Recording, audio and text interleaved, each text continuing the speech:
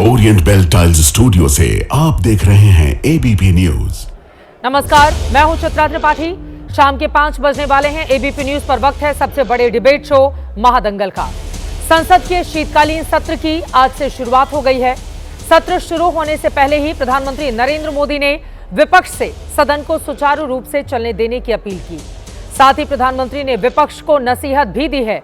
उन्होंने कहा, जो लोग बीते चुनावों में हारे हैं, पराजय की निराशा से बाहर निकलें और सदन में मजबूत मुद्दे उठाएं। प्रधानमंत्री ने यह भी कहा कि विपक्ष चाहे तो वो उन्हें टिप्स देने के लिए तैयार हैं। टिप्स इस बात को कि कैसे परफॉर्म किया जाए। इसके साथ ही प्रधानमंत्री ने विपक्ष को एक कड़ा संदेश भी दिया है। पीएम ने कहा कि संसद में ड्रामे की कोई जगह नहीं, संसद में सिर्फ डिलीवरी ही होनी चाहिए। यहां जोर नीति पर होना चाहिए, नारों पर नहीं। हालांकि जैसी उम्मीद थी, संसद की कार्रवाई शुरू होते ही एसआईआर पर चर्चा की मांग को लेकर विपक्ष ने जोरदार हंगामा करना शुरू कर दिया, जिसके बाद लोकसभा की कार्रवाई आज दिन भर के लिए स्थगित कर दी गई। इसके पहले जगदीप धनखड़ के मुद्दे पर जहां मल्लिकार्जुन खड़गे और रिजिजू में नोकझोंक देखने को मिली, वहीं कांग्रेस सांसद रेणुका चौधरी के संसद परिसर में पालतू कुत्ता लाने पर भी हंगामा मच गया। ऐसे में सवाल यह है कि विपक्ष शीतकालीन सत्र को लेकर कितना सीरियस है। क्या उस पर प्रधानमंत्री मोदी की सलाह का असर होगा या संसद का शीतकालीन सत्र भी हंगामे की भेंट चढ़ जाएगा? सवाल एसआईआर को लेकर भी है। विपक्ष जो सवाल पूछ रहा है, क्या शीतकालीन सत्र में सरकार उसके जवाब देगी? इन मुद्दों पर भी बहस की जाएगी, क्योंकि सरकार का तर्क यह है कि चुनाव आयोग का मुद्दा है ये, और एसआईआर पर संसद में बहस नहीं की जा सकती। टीएमसी की ओर से बयान आया है। डेरेक ओब्रायन कह रहे हैं, निर्वाचन आयोग का बजट संसद की मंजूरी के अधीन है, इसलिए संसद को आयोग की कार्यप्रणाली पर चर्चा करने का पूरा अधिकार है। इन्हीं दावों और सवालों के केंद्र में रहेगा आज का महादंगल। लेकिन सबसे पहले देखिए राजनीतिक दलों ने एक दूसरे के ऊपर कैसे वार पलटवार किया है।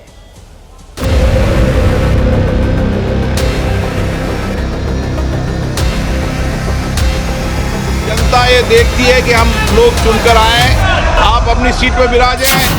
ड्रामा करने के लिए जगह बहुत होती है, जिसको करना है करते रहें। यहाँ ड्रामा नहीं, डिलीवरी होनी चाहिए।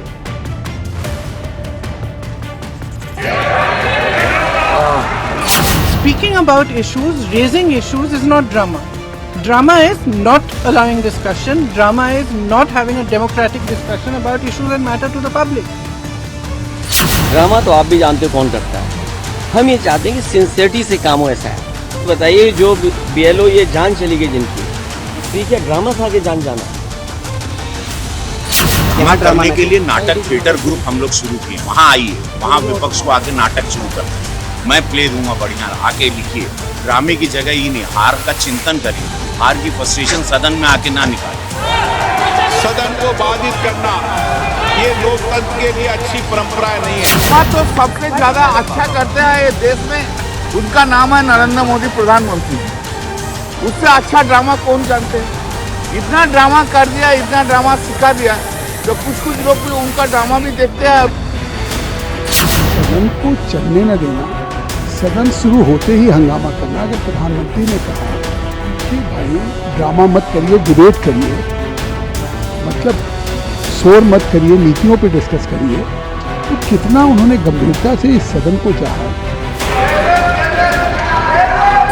नीचे ये ड्रामा करते हैं, ये खेल मेले कराते हैं, लेकिन डिलीवरी कहाँ है? वहाँ पे स्टेडियमों के क्या बुरा हाल है? नहीं, नीचे खुद ड्रामा करते हैं, डिलीवरी करते नहीं, और ऊपर आके कह रहे हैं डिलीवरी की बात करो। मैं सबको पर्याप्त समय, पर्याप्त अवसर उपलब्ध कराऊंगा।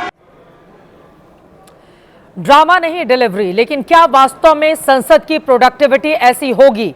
क्योंकि अगर इसी साल की मॉनसून सत्र की हम बात करें, जो 21 जुलाई 2025 से शुरू हुआ था, उसमें लोकसभा की प्रोडक्टिविटी सिर्फ 29% थी और राज्यसभा की 34%। आप जरा सोचिए, एक एक मिनट के जहां पर 2.5 लाख रुपए खर्च करते हो, उस संसद भवन का यह हाल है कि जैसे ही कार्यवाही शुरू होती है, तुरंत हंगामा बरप जाता है। ऐसे में कामकाज आगे कैसे बढ़ेगा? जनता के पैसों की क्या यह बर्बादी नहीं है? विपक्ष जो सवाल कर रहा है, क्या उसके दावे का दम दिखेगा या एक बार फिर से सत्ता पक्ष ही बाजी मार ले जाएगी? जैसा कि आज आपको बताते चले, मणिपुर गुड्स एवं सर्विसेज टैक्स द्वितीय संशोधन विधेयक लोकसभा से पास कराने में भी सरकार कामयाब रही। मीडिया रिपोर्ट जो बता रहे हैं, इसी मुद्दे पर चर्चा करेंगे। खास मेहमानों की मौजूदगी है, उनका तारुफ परिचय आपसे करवा देती हूं। गौरव भाटिया जी, राष्ट्रीय प्रवक्ता भारतीय जनता पार्टी के हमारे साथ जुड़ चुके हैं। आलोक शर्मा जी, राष्ट्रीय प्रवक्ता कांग्रेस पार्टी के हमारे साथ मौजूद हैं। नवल शर्मा जी, आप प्रवक्ता जेडीयू के हमारे साथ जुड़े हुए हैं। अनिल दुबे जी, प्रवक्ता आरएलडी के हमारे साथ हैं। तौसीफ अहमद खान जी, आप राजनीतिक विश्लेषक हैं, हमारे साथ मौजूद हैं। राजकुमार रंजन जी, प्रवक्ता आरजेडी के हमारे साथ जुड़ चुके हैं। सभी का बहुत बहुत स्वागत है। सबसे पहले आपसे गौरव भाटिया जी शुरुआत करते हुए, विपक्ष का यह कहना है कि मुद्दों पर बात करना ड्रामा नहीं है गौरव भाटिया जी, और तमाम जो मुद्दे विपक्ष की ओर से गिनाए जा रहे हैं, एसआईआर, बीएलओ की मौत, वोट चोरी, दिल्ली बम धमाका, राष्ट्रीय सुरक्षा का मुद्दा, वायु प्रदूषण, इन मुद्दे पर सदन की कार्रवाई में बहस होगी या फिर नहीं होगी? गौरव भाटिया जी। चित्रा जी, देखिए, आज नए सत्र की शुरुआत हुई है और सकारात्मक ऊर्जा से शुरुआत होनी चाहिए। जैसा देश के प्रधानमंत्री जी ने कहा, राष्ट्र निर्माण के लिए संसद बनी है, ये हो हल्ले के लिए नहीं बनी है। आपने मुझसे कहा विपक्ष कह रहा है अहम मुद्दे हैं, तो मैं बिल्कुल कहना चाहता हूं हर अहम मुद्दे पे चर्चा हो, लेकिन संसद की जो प्रक्रिया है उसका पालन करके होगी। हमने देखा है संसद में, राज्यसभा और लोकसभा में अध्यक्ष होते हैं, वो लोग बिजनेस तय करते हैं कि क्या होगा, किस पे चर्चा होगी। क्या ये सत्य नहीं है? इससे पहले भी यही विपक्ष कहता था चित्रा जी, मणिपुर पे चर्चा चाहिए। आप याद करिए, नरेंद्र मोदी जी जब मणिपुर पे बोले तो राहुल गांधी और कांग्रेस पार्टी ने वॉकआउट कर दिया था संसद से। क्या ये सच नहीं है कि नेता प्रतिपक्ष की जो अटेंडेंस है वो 40% है? कितने सत्र तो ऐसे हुए जहां 0% अटेंडेंस है, आए नहीं वो पार्लियामेंट। और क्या ये सत्य नहीं है कि नेता प्रतिपक्ष हवाई चुम्बन करते दिखे, आंख मारते हुए दिखे? क्या ये संसद की गरिमा को बढ़ाता है? अब मैं कहता हूं मुद्दे पर आप बात करना चाहते हैं, एसआईआर की बात हो रही है। चित्रा जी, किसी के पास भी जाके पूछिएगा, उनको इतनी कानूनी समझ नहीं है। जो मामला सर्वोच्च न्यायालय में लंबित है, क्या उस पर संसद में चर्चा होनी चाहिए? ये कानूनन होता नहीं है। और जब सर्वोच्च न्यायालय रोक नहीं लगाता है एसआईआर पे, तो या तो आपकी आस्था संविधान और सर्वोच्च न्यायालय में है या नहीं है। ये हो हल्ला करना, ये किस तरह की बात है? अब बिहार पे आते हैं। बिहार में मुंह की खानी पड़ी। हमारा 90% स्ट्राइक रेट रहा, कांग्रेस पार्टी का 9% था। जनता ने नकारा। एसआईआर का मुद्दा तो राहुल गांधी ने वहां भी उठाया था। तो ये बोला जाएगा आज, एक जिम्मेदार विपक्ष बनिए, केवल विरोध करने के लिए विरोध मत करिए, ठीक है, और आत्मचिंतन करिए, ये बहुत आवश्यक है। आलोक शर्मा जी, सीधे आपके पास आते हुए, प्रधानमंत्री नरेंद्र मोदी ने बड़ी खरी बोली। उन्होंने कहा सदन पराजय की बौखलाहट का मैदान नहीं बने। जहां हारे वहां पर भी आप लोग नारा लगा चुके हैं, और ऐसे में यहां पर नारेबाजी नहीं बल्कि नीतियों पर डिस्कशन होना चाहिए। आलोक शर्मा जी, क्या कांग्रेस पार्टी इसके लिए तैयार है? क्योंकि वास्तव में जनता भी यही उम्मीद करती है कि वहां पर ड्रामा नहीं बल्कि नीतियों पर चर्चा हो। आप लोग जिस लिए गए हैं वहां पर सांसद बन के, उनको लेकर आगे बढ़े, जनता के मुद्दे उठाए जाए, प्रोडक्टिविटी बढ़े। आलोक शर्मा जी, हंगामे की भेंट नहीं चढ़ता रहे संसद भवन। नहीं, इसका मतलब चित्रा जी, इसका मतलब आप भी मानती हैं कि वहाँ पर ड्रामा ही होता है। खैर कोई बात नहीं, वो तो आप मान ही सकते हैं। आज ड्रामा तो सबसे पहले मोदी जी ने शुरू किया, सबसे गंदे मजाक के साथ ड्रामा शुरू किया। उन्होंने कहा देखिए मौसम का मज़ा लीजिए। सुप्रीम कोर्ट इस सरकार को डिलीवरी के नाम पर लताड़ लगा रहा है और मोदी जी ड्रामे की बात कर रही हैं। लोगों का सांस लेना दूभर हो रहा है और मोदी जी को मजाक सूझ रहा है कि मौसम का मज़ा लीजिए। इससे बड़ा कोई ड्रामा, इससे बड़ा कोई गंदा मजाक दिल्ली की जनता और एनसीआर की जनता के साथ हो सकता है क्या? 2.5 लाख रुपए तो मीडिया के साथियों को याद आ रहे हैं कि 1 मिनट पे खर्च होते हैं, लेकिन लाखों करोड़ रुपया जब चुनाव पे बिहार में जाता है और 15,000 करोड़ की रिश्वत दे के चोरी से सरकार बनती है, वो नहीं दिखाई देता किसी को। दुर्भाग्य ये है कि पूरी तरह से आज लोकतंत्र और संसद मोदी जी ने हाईजैक कर लिया है। संसद में 15-15 बिल 15 मिनट में पास हो जाते हैं। 150 सांसदों को यहाँ पर जिस तरह से सस्पेंड करके बिल पास कराए जाते हैं, पूरा देश देख रहा है।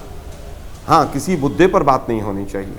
आपको एसआईआर पर बात नहीं करनी है क्योंकि वो सुप्रीम कोर्ट में लंबित है। अरे भाई 500 मैटर ऐसे रहे हैं जो सुप्रीम कोर्ट में लंबित रहे हैं, उनके ऊपर संसद चर्चा करती है, सुप्रीम कोर्ट फैसला ले देता है, उसके बाद संसद चर्चा करती है और संसद फैसलों को बदल भी देती है। क्या राम मंदिर के ऊपर जो 50 साल तक जब मामला चला, तो क्या राम मंदिर के मुद्दे के ऊपर कभी किसी ने चर्चा नहीं की संसद में? मैं समझता हूँ ये केवल ध्यान भटकाने वाली बातें। अब बात आ जाती है ड्रामे से हटकर डिलीवरी पर। मोदी जी ने तो 2 करोड़ रोजगार भी दे दिए होंगे, 15-15 लाख तो सभी के अकाउंट में आ ही गए होंगे। अभी 3 दर्जन के करीब मौतें लाल किले के सामने हो गई, ये भी डिलीवरी इसी सरकार की होगी। सारे घुसपैठिए भेज दिए होंगे इन्होंने बाहर। 5 साल में 5000 घुसपैठिए 11 साल में भेजे गए। इस डिलीवरी की बात करते हैं ये लोग। दुर्भाग्य यह है कि मणिपुर के ऊपर भी प्रधानमंत्री जब जागे, जब नो कॉन्फिडेंस मोशन विपक्ष लेकर आया, नो कॉन्फिडेंस मोशन जब तक आया तब तक नहीं जागे थे। अरे जिस देश के अंदर चित्रा जी सुप्रीम कोर्ट के चीफ जस्टिस को ऊपर जूते मारे जा रहे हो और जूते मारने वालों के पक्ष में लोग खड़े हो जाएं, आप कौन सी डिलीवरी की बात कर रहे हैं मोदी साहब? अगर आप वास्तव में आपके अंदर हिम्मत है तो आप एक प्रेस कॉन्फ्रेंस कीजिए। अरुणाचल प्रदेश जो किरण रिजिजू जी आपके पड़ोस में खड़े थे सुबह के टाइम, उनके ऊपर एक पीसी कीजिए कि उनकी नागरिकता खतरे में। चीन आपको लताड़ लगा रहा है, ट्रंप के सामने बोल नहीं पा रहे हो। 90 रुपए पे डॉलर चला गया मोदी साहब, ये भी विपक्ष की तरफ वजह से चला गया होगा। डिलीवरी की बात करते हैं, 5 किलो राशन दे के देश चलाना चाहते हैं और उसके बाद डिलीवरी की बात करते हैं। लाखों स्कूल बंद हो गए 2014 के बाद मोदी जी, आप डिलीवरी की बात करते हैं। ठीक है, एनसीआरबी के आंकड़े पढ़ लीजिए मोदी जी जरा एक बार। उत्तर प्रदेश और बिहार में महिलाओं का क्या हाल है? केवल तमाम संवैधानिक संस्थाओं को और लोकतंत्र के चौथे स्तंभ को मुट्ठी में कर लेने से देश नहीं चलता। चलिए मैं जवाब ले लेती हूँ। गौरव भाटिया जी आप इस पर जवाब दीजिए, फिर मैं बाकी लोगों के पास जाऊंगी। ठीक है, गौरव भाटिया जी आपने सवाल सुन लिया, जवाब दीजिए। देखिए ऐसा है, अभी बिहार में 6 सीटें आई हैं कांग्रेस पार्टी की, लेकिन राहुल गांधी का तो एक ही लक्ष्य है, पूरी कांग्रेस को जब तक अंडा नहीं बना दूंगा तब तक मैं भस्मासुर नहीं कहलाऊंगा। अरे जनता तो कह रही है वो भस्मासुर है। दिल्ली में 0, पश्चिम बंगाल में 0, आंध्र प्रदेश में 0, उत्तर प्रदेश में 2, ये हालत है कांग्रेस पार्टी की। तब भी आके गलत सलत यहां बोलते। अभी ये कह रहे थे गंदा मजाक, ये देखिए ये एक तस्वीर है, पूरे भारत को देखना चाहिए। ये नेता प्रतिपक्ष हैं, संसद में आंख मार रहे हैं, हवाई चुम्बन दिया था इन्होंने। अब आप बताइए ऐसे नेता प्रतिपक्ष से जो बिहार चुनाव से पहले कोलंबिया में बैठे हुए थे, 58 दिन दूर रहे बिहार से, क्या उम्मीद की जा सकती है? अब मैं इनको बताता हूं, बलराम जाखड़ जी 1998 में एक रूलिंग दे चुके हैं, वो अध्यक्ष थे लोकसभा के। क्या बोला उन्होंने स्पष्ट किया कि इलेक्शन कमीशन ऑफ इंडिया की फंक्शनिंग पे कोई चर्चा नहीं हो सकती। मैं पूछना चाहता हूं क्या ये रूलिंग है या नहीं है? तो सर्वोच्च न्यायालय में आपकी आस्था नहीं है और लोकसभा के अध्यक्ष में भी आपकी आस्था नहीं है। ये कैसी कांग्रेस पार्टी है?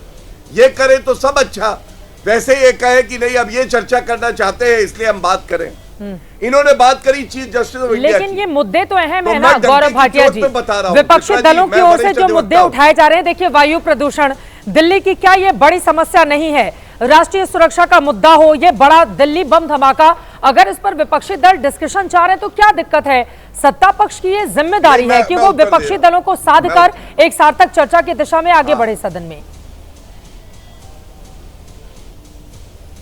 आपने बहुत अच्छी बात कही।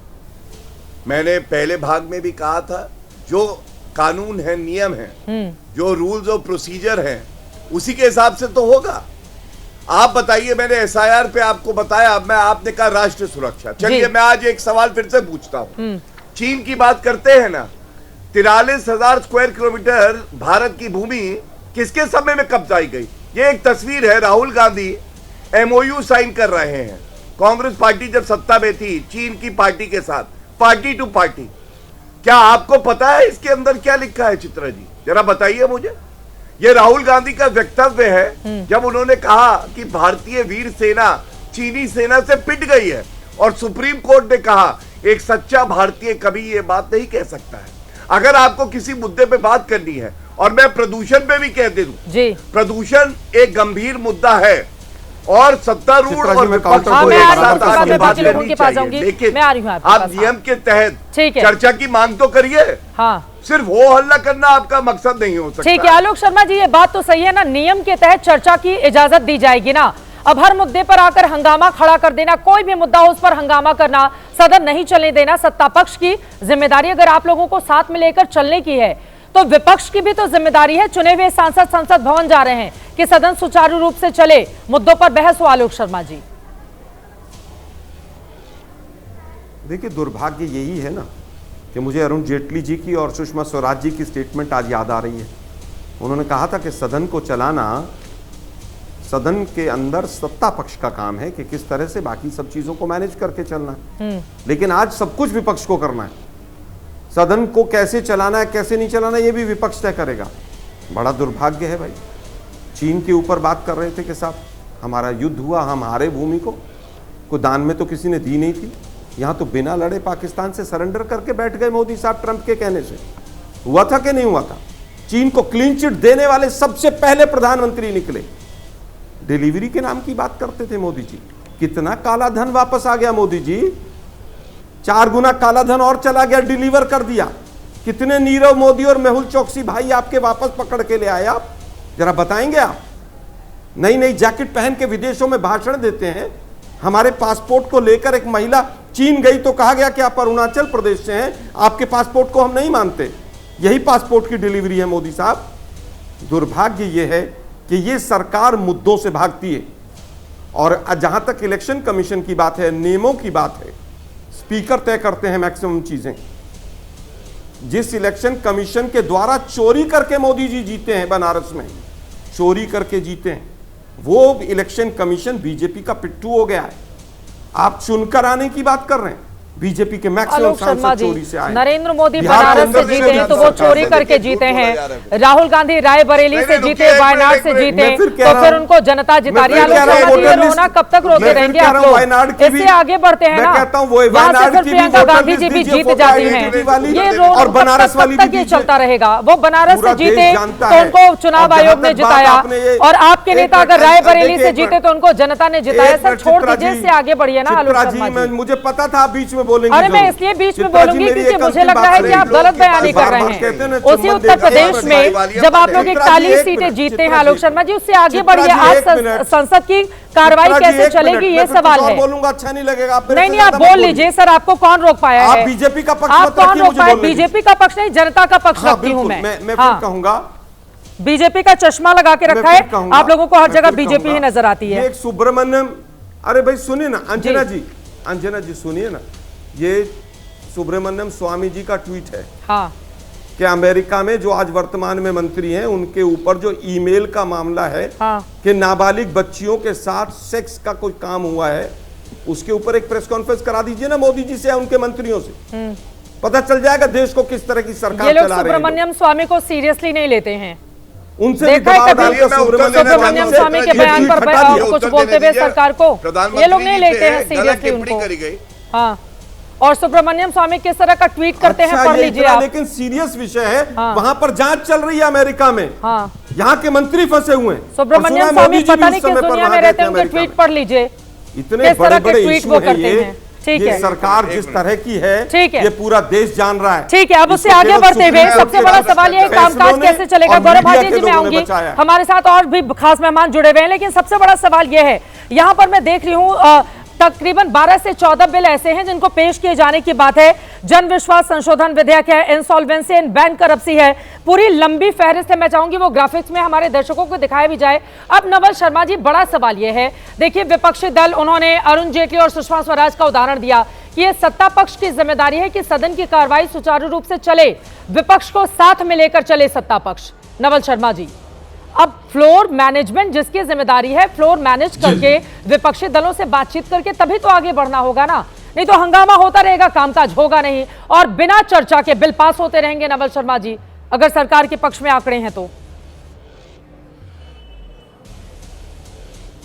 देखिए चित्रा जी, फ्लोर मैनेजमेंट सत्ता पक्ष की जिम्मेवारी है, लेकिन संसदीय लोकतंत्र की परिभाषा तब पूरी होती है जब विपक्ष अपनी जिम्मेवारी का ईमानदारी से निर्वहन करता है।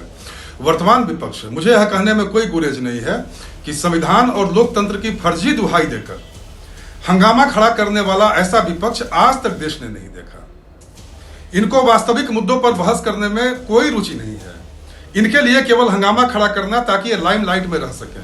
वस्तुतः मुद्दा क्या है? देखिए, आखिर आप बहस करना चाहते हैं, प्रत्येक मुद्दे पर सरकार बहस करने के लिए तैयार है, लेकिन संवैधानिक संस्थाओं की अपनी एक गरिमा होती है। चित्रा जी, आप एसआईआर पर बहस की मांग कर रहे हैं। पूरा देश यह देख रहा है कि आप एसआईआर के जरिए एक फर्जी नैरेटिव पूरे देश में फैलाने का प्रयास कर रहे हैं। एसआईआर सुप्रीम कोर्ट की निगरानी में हो रहा है और सुप्रीम कोर्ट की छोटी से छोटी बातों पर भी बारीक निगाह बनी हुई है। तो ऐसे में एसआईआर को लेकर आपका रोना, पूरे देश की जनता इस पाखंड को समझ रही है। दूसरी बात है जी कि आप बीएलओ की मृत्यु को लेकर एक नया वितंडा खड़ा कर रहे हैं। हाँ। मेरा सीधा यह कहना है चित्रा जी कि बिहार में भी एसआईआर की प्रक्रिया संपन्न हुई। नवल शर्मा और जी, आपने देखा होगा की मौत एक गंभीर मुद्दा है। नवल शर्मा जी, एक भी बीएलओ की मृत्यु की घटना सामने, बीएलओ की मौत, ये सही बात है, बिहार का उदाहरण है, लेकिन उत्तर प्रदेश, पश्चिम बंगाल, मध्य प्रदेश, तमाम वो 12 राज्य जहां पर ये एसआईआर की प्रक्रिया आगे बढ़ाई जा रही है, वहां पर बीएलओ की जान जा रही है और ये एक बेहद गंभीर मुद्दा है। नवल शर्मा जी, बिल्कुल बिल्कुल बिल्कुल, मैं आप ही के सवाल पर आ रहा हूं चित्रा जी। बिल्कुल, एक भी बीएलओ की मृत्यु होती है वह बेहद ही तकलीफदेह है। बिल्कुल, मैं सीधे स्वीकार कर रहा हूं, लेकिन महत्वपूर्ण पहलू यह है कि जिस बीएलओ की मृत्यु हो रही है वह किन परिस्थितियों में हो रही है, उसके पीछे के क्या कारण है, सीधे सीधे वर्कलोड बताना एक तो कि चुनाव आयोग की संप्रभुता पर हमला है और दूसरा देश की जनता की आंखों में धूल झोंकने के बराबर है।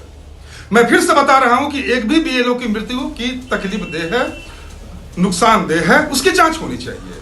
लेकिन सीधे सीधे वर्कलोड बताकर जो वितंडा खड़ा किया जा रहा है, इसके पीछे की मंशा क्या है? दूसरी बात है कि ये प्रदूषण को लेकर, दिल्ली के प्रदूषण को लेकर इतना चिंतित है, दिल्ली के प्रदूषण को लेकर सारे लोग चिंतित है, लेकिन यह देन किसकी है?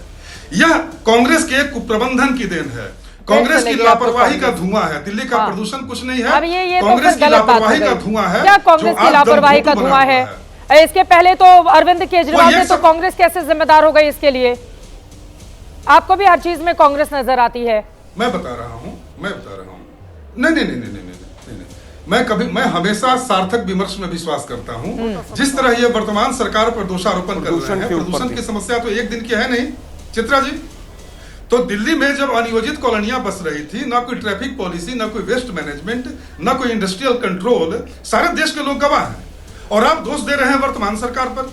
तो दिल्ली के प्रदूषण की समस्या के समाधान के लिए सरकार की संजीदगी, सरकार की गंभीरता को पूरे देश के लोग देख रहे हैं। अरे सिर्फ सरकार की गंभीरता नहीं, इसी राजधानी दिल्ली में देश की संसद है, सत्ता पक्ष विपक्ष तमाम सांसद नेता देश के अलग अलग हिस्सों से लोग पहुंचते हैं। ये सिर्फ सत्ता पक्ष और विपक्ष की जिम्मेदारी नहीं, ये सभी की जिम्मेदारी है। लेकिन जब आप सरकार में रहते हैं तो फिर आपकी जवाबदेही होती है, जिन वायदों को करके आप आए हैं उनको पूरा करें। दिल्ली में प्रदूषण की गंभीर समस्या है और इसके लिए आप किसी और को, नवल शर्मा जी, दोष नहीं दे सकते हैं। राजकुमार राजन जी, मैं सीधे आपके पास आते हुए, लेकिन बड़ा सवाल इतने महत्वपूर्ण मुद्दों पर अगर प्रधानमंत्री ये कहते हैं कि भाई अगर आप कहीं पर हारे हैं उसका ठीकरा संसद में आकर हंगामेदार सदन की कार्रवाई को आगे बढ़ाकर नहीं कर सकते हैं, आप यहाँ पर मुद्दों पर बातचीत कीजिए, विमर्श की राजनीति कीजिए। राजकुमार राजन जी, तो विपक्षी दलों को तो इसका वेलकम करना चाहिए कि हाँ सही बात है, ये इसको लेकर भी क्यों सियासत हो रही है?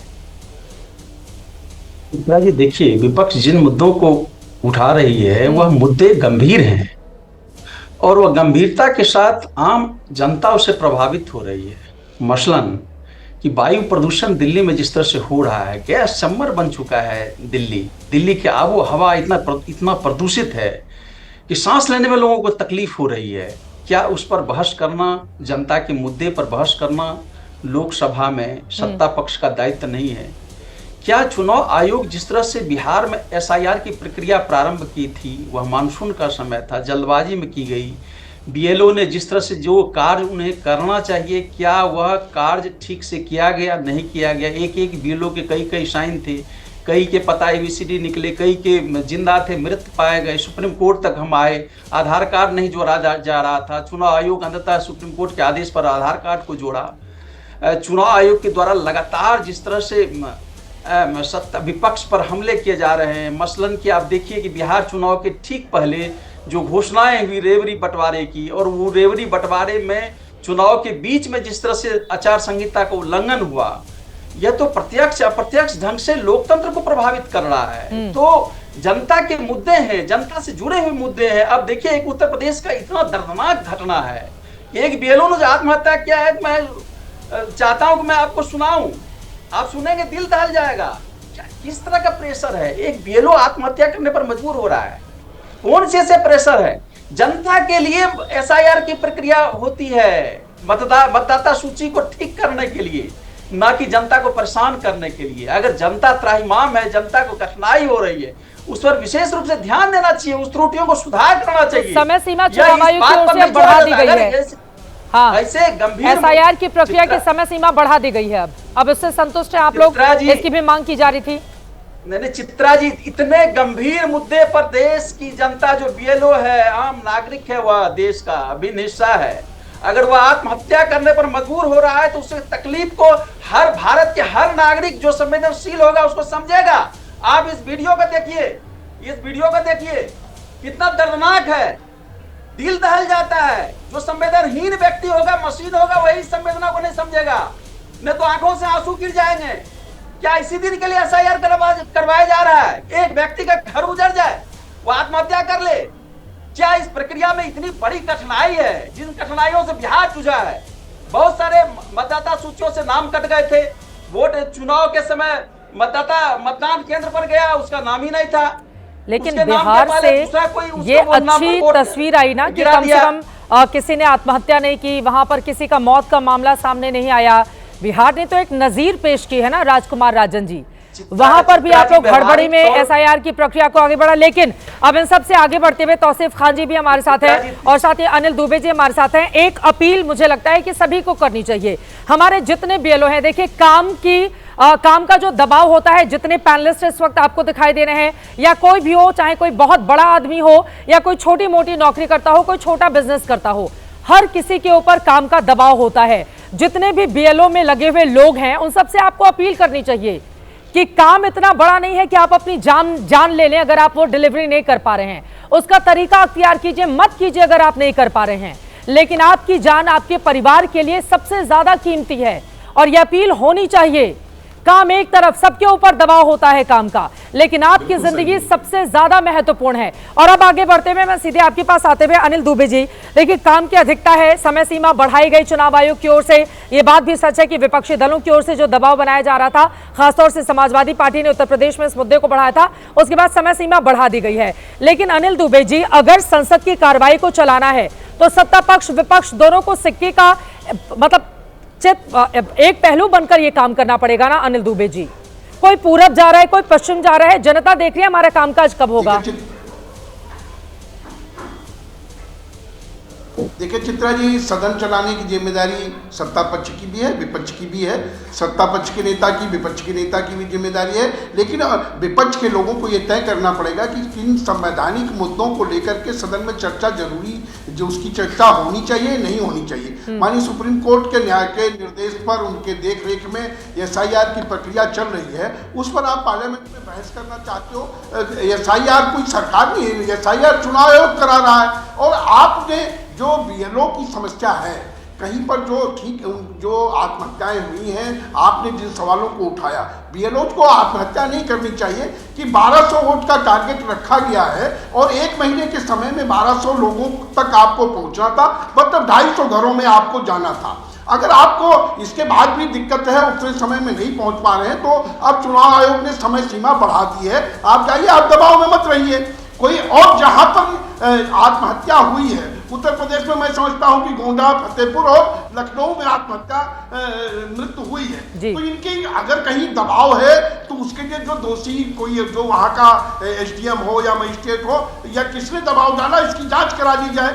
और मैं कहता भी हूं कि इनकी जांच होनी चाहिए, पूरे देश में भी जो बीएलओ की हत्या की मृत्यु हुई उनकी भी जांच होनी चाहिए। लेकिन विपक्ष के लोगों को भी ये देखना चाहिए कि एसआईआर पर संसद के भीतर बहस की जरूरत है या नहीं है। एसआईआर चुनाव आयोग करा रहा है, चुनाव आयोग संवैधानिक संस्था है और उसके ऊपर आप उंगली उठा लो। बिहार में आपने उंगली उठाई, बिहार में आपने विपक्ष के लोग एक भी व्यक्ति को यह नहीं खड़ा कर पाए कि यहाँ पर यह गड़बड़ी हुई है, और जहां पर इन्होंने सबसे ज्यादा मुद्दे उठाए वहां पर मैं आरजेडी के लोग, आरजेडी के साथी हमारे बैठे हुए हैं, ये बताया गया कि यहाँ पर वोट काटे गए, वहां पर आरजेडी का उम्मीदवार जीता है।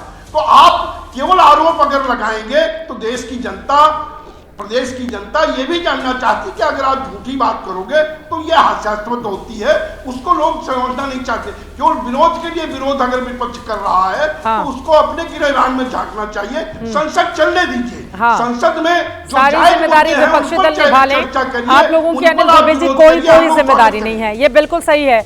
मतलब सारी जिम्मेदारी विपक्ष निभाए। लेकिन अब तौसीफ खान जी आपके पास आते हुए, ये अपना अपना एजेंडा लेकर अगर आएंगे, संसद का एक नियम होता है, वहां पर चाय की दुकान पर जिस तरह की डिबेट होती है या बहस होती है वो नहीं होता है, वहां पर नियम के हिसाब से आगे बढ़ना होता है तौसीफ खान जी। और नियम किस तरह से बनाए जाते हैं ये भी बताने की जरूरत नहीं है। अगर आप नियम को ताक पर रखकर, परे रखकर चाहेंगे कि नहीं हमारा ये मुद्दा, इस पर बहस की जाए, हम ये लेकर आए हैं, इस पर बहस की जाए, तौसीफ खान जी ऐसे संसद नहीं चलती है। और संसद चलेगी नहीं, आम जनता का पैसा यूं ही स्वाहा होता रहेगा, हंगामे की भेंट चढ़ता रहेगा। चित्रा जी, नियम के तहत नोटिस दिया जाता है, नियम के तहत मांग किया जाता है, और ये नियम को पलट करके मोदी जी कहते कि ड्रामा मत करो। ये जो है एक प्रधानमंत्री का लैंग्वेज होना चाहिए।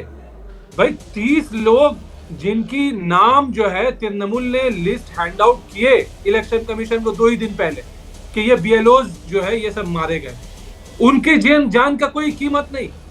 प्रधानमंत्री कह देंगे पार्लियामेंट में हम चर्चा नहीं करेंगे बीएलओ को, बीएलओ मर गए तो मर गए, हम पार्लियामेंट में चर्चा नहीं करेंगे, ये प्रधानमंत्री करेंगे। पार्लियामेंट में देश की सुरक्षा को लेकर के, बम ब्लास्ट को लेकर के चर्चा नहीं होगा तो क्या आम चूसने को लेकर के चर्चा होगा? अगर पार्लियामेंट में बीएलओ के डेथ हो रहे हैं, उनके मौत हो रहे हैं, वो लेकर के अगर चर्चा नहीं होगा तो किस बात के लिए चर्चा होगा? ये चर्चा होगा कि आम छील के खाना चाहिए, आम काट के खाना चाहिए। ये तो बहुत ही आश्चर्यजनक बात है। लोग मर रहे हैं और सिर्फ देखिए, केवल सिर्फ बीएलओ पे वर्क प्रेशर ये नहीं है कि सिर्फ बीएलओ पे वर्क प्रेशर क्रिएट कैसे हो रहा है। कहीं पे जो मोबाइल एप्लीकेशन इलेक्शन कमीशन ने दिए, वो मोबाइल एप्लीकेशन में वो ऑप्शन ही नहीं है जिसका जिक्र कुछ आपका फ्रेम चला गया है। फिलहाल बड़ी खबर ये आ रही है, प्रधानमंत्री नरेंद्र मोदी उस चर्चा में हिस्सा लेंगे जिसमें वंदे मातरम पर 10 घंटे तक सदन के भीतर बहस की जाएगी। शुक्रवार को वंदे मातरम पर चर्चा संभव है। आपको बताते चले, ये इस वक्त की बड़ी खबर है।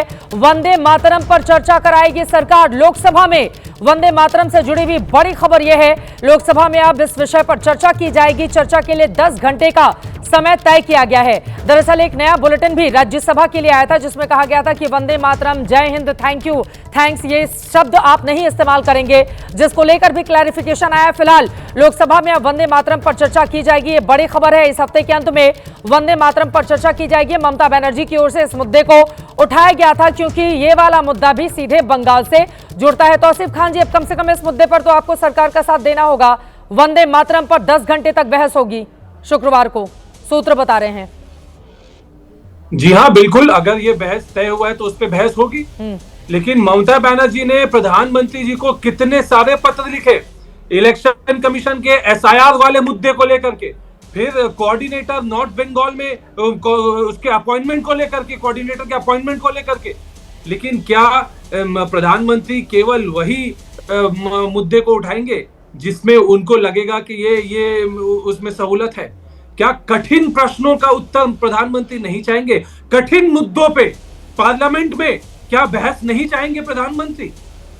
लोगों की जान जा रही है, अगर हम इस पे नहीं बात करेंगे तो किस पे बात करेंगे? लोगों के, हमारे नागरिक, शहरियों के नागरिकता जाने का डर है। इस पे अगर हम चर्चा नहीं करें तो किस पे चर्चा करेंगे? वो कहते हैं कि इलेक्शन कमीशन को out of the election commission का बजट तो पार्लियामेंट में डिसाइड होता है ना। हाँ। पार्लियामेंट अप्रूवल देती है इलेक्शन कमीशन के बजट को। ये सीधा सीधी कह देना कि नहीं, वो हम इलेक्शन कमीशन के रोल को लेकर के चर्चा ही नहीं करेंगे।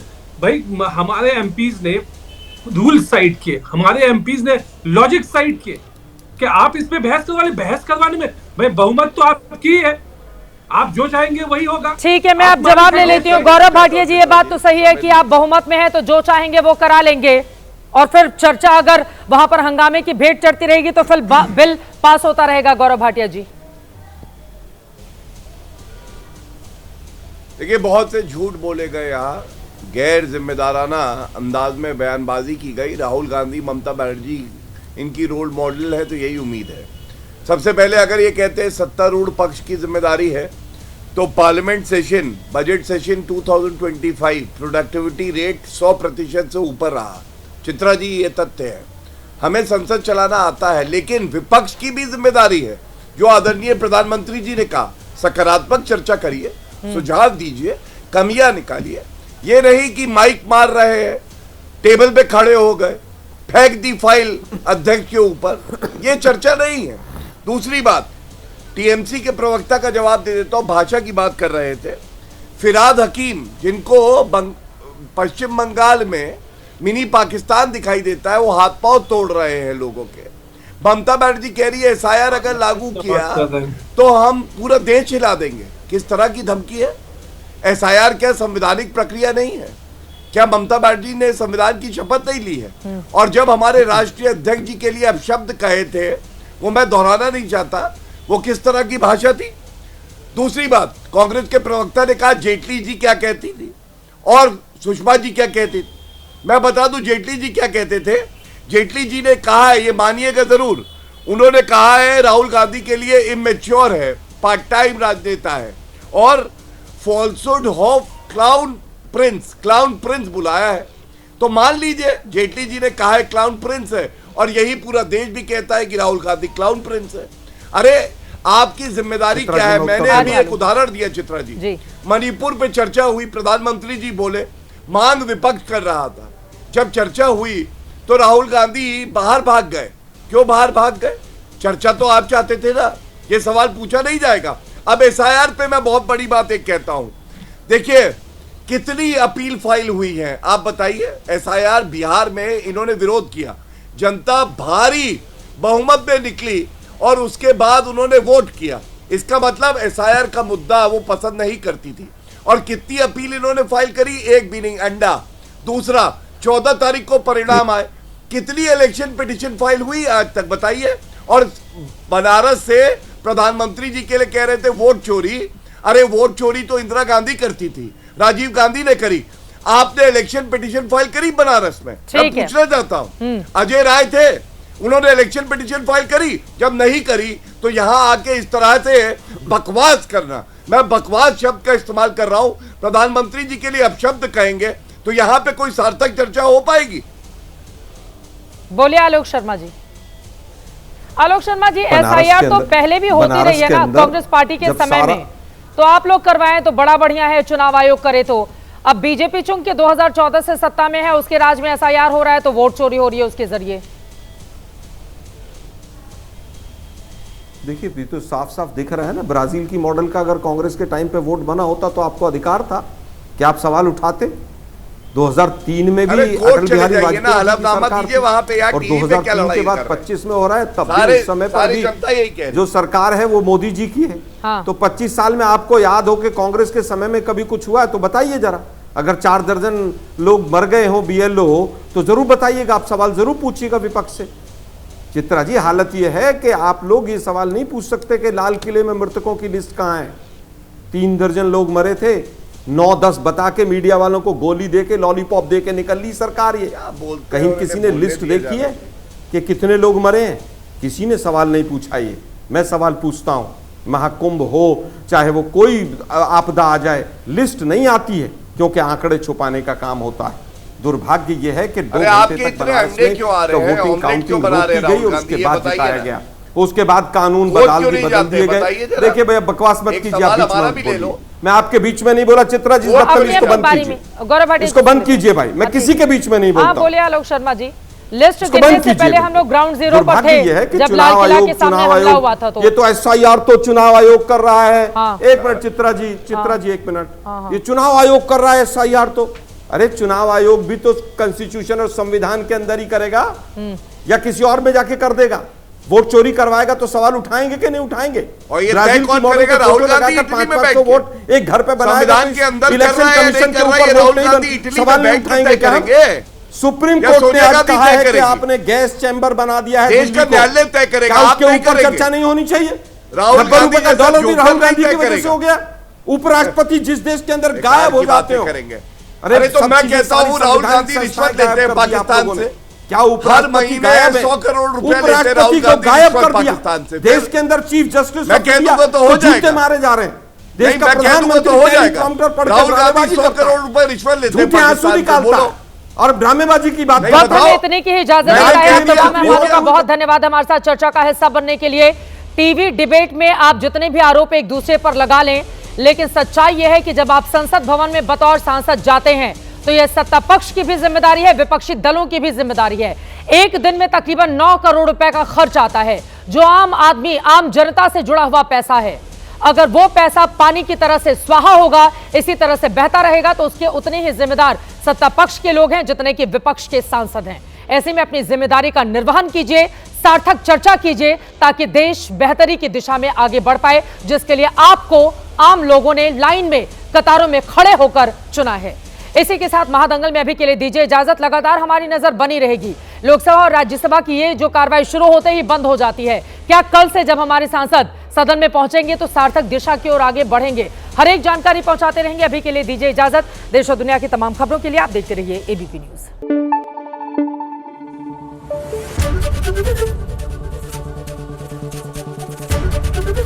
एबीपी न्यूज आपको रखे आगे।